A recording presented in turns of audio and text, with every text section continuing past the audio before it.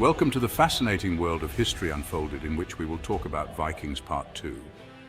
The end of the Viking Age for the Scandinavians also marks the start of their relatively brief Middle Ages.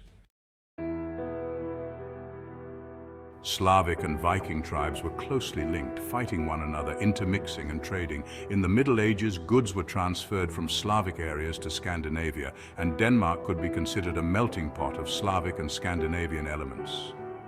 Leszek Gardella, of the Department of Scandinavian Languages and Literatures at the University of Bonn, posits that the presence of Slavs in Scandinavia is more significant than previously thought, while Mats Rosland states that the Slavs and their interaction with Scandinavia have not been adequately investigated.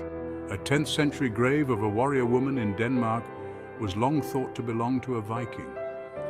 However, new analyses suggest that the woman may have been a Slav from present-day Poland. The first king of the Swedes, Erik, was married to Gunhild of the Polish house of Piast. Likewise, his son Olaf fell in love with Edla, a Slavic woman, and took her as his frilla, or concubine.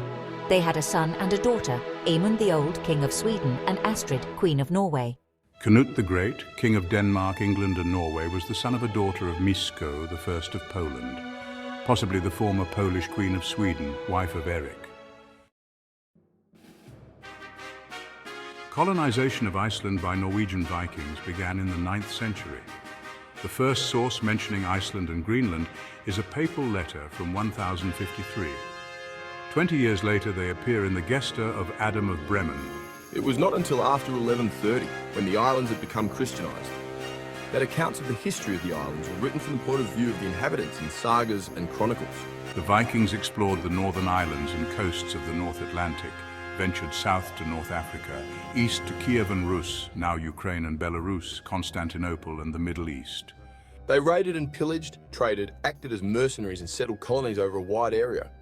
Early Vikings probably returned home after their raids. Later in their history, they began to settle in other lands. Vikings under Leif Erikson, heir to Eric the Red, reached North America and set up short-lived settlements in present-day Lance, Ox Meadows, Newfoundland, Canada. This expansion occurred during the medieval warm period. Viking expansion into continental Europe was limited. Their realm was bordered by powerful tribes to the south. Early on, it was the Saxons who occupied Old Saxony, located in what is now northern Germany. The Saxons were a fierce and powerful people and were often in conflict with the Vikings. To counter the Saxon aggression and solidify their own presence, the Danes constructed the huge defense fortification of Danevirke in and around Hedeby. The Vikings witnessed the violent subduing of the Saxons by Charlemagne in the 30-year Saxon Wars of 772 to 804. The Saxon defeat resulted in their forced christening and the absorption of Old Saxony into the Carolingian Empire. Fear of the Franks led the Vikings to further expand Danevirke, and the defense constructions remained in use throughout the Viking Age and even up until 1864. The southern coast of the Baltic Sea was ruled by the Obotrites, a federation of Slavic tribes loyal to the Carolingians and later the Frankish Empire. The Vikings, led by King Gudfred, destroyed the Obotrite city of Rerik on the southern Baltic coast in 808 AD and transferred the merchants and traders to Hedeby. This secured Viking supremacy in the Baltic Sea, which continued throughout the Viking Age. Because of the expansion of the Vikings across Europe, a comparison of DNA and archaeology undertaken by scientists at the University of Cambridge and University of Copenhagen suggested that the term Viking may have evolved to become a job description, not a matter of heredity, at least in some Viking bands. The motives driving the Viking expansion are a topic of much debate. The concept that Vikings may have originally started sailing and raiding due to a need to seek out women from foreign lands was expressed in the 11th century by historian Dudo of St. Quentin in his semi-imaginary History of the Normans. As observed by Adam of Bremen, rich and powerful Viking men tended to have many wives and concubines, and these polygynous relationships may have led to a shortage of women available to the Viking male. Consequently, the average Viking man may have felt compelled to seek wealth and power to have the means to acquire suitable women. Several centuries after Dudo's observations, scholars revived this idea. and over time it became a cliché among scholars of the Viking Age. Viking men would often buy or capture women and make them into their wives or concubines.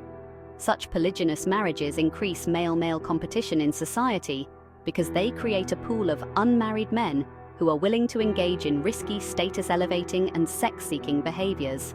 The Annals of Ulster states that in 821 the Vikings plundered an Irish village and carried off a great number of women into captivity. One common theory posits that Charlemagne used force and terror to Christianize all pagans, leading to baptism, conversion, or execution, and as a result, Vikings and other pagans resisted and wanted revenge. Professor Rudolf E. Simek states that it is not a coincidence if the early Viking activity occurred during the reign of Charlemagne. The ascendance of Christianity in Scandinavia led to serious conflict, dividing Norway for almost a century. However, this time period did not commence until the 10th century.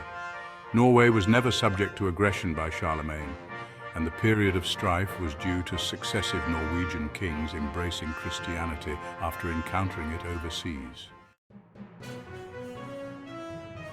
Another explanation is that the Vikings exploited a moment of weakness in the surrounding regions. Contrary to Simek's assertion, Viking raids occurred sporadically long before the reign of Charlemagne, but exploded in frequency and size after his death, when his empire fragmented into multiple, much weaker entities. England suffered from internal divisions and was a relatively easy prey given the proximity of many towns to the sea or to navigable rivers. Lack of organized naval opposition throughout Western Europe allowed Viking ships to travel freely, raiding or trading as opportunity permitted. Raids in Europe, including raids and settlements from Scandinavia, were not unprecedented and had occurred long before the Vikings arrived. Stay tuned to History Unfolded for the third part of Vikings.